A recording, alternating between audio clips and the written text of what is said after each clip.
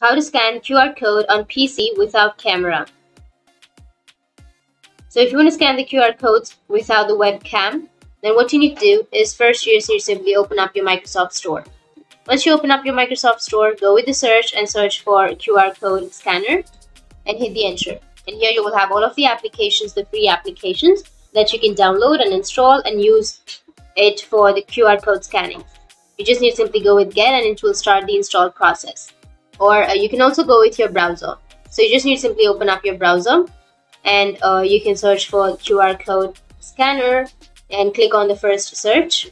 And here you just need to simply upload your QR code files. Once you've uploaded, go with scan QR code. And here you just need to simply request the camera permissions. Go with allow. And you just need to simply go with start scanning. And you can scan the QR code in this way.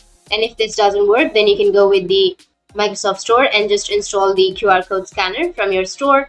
And you will be able to scan your QR code on your PC without the camera.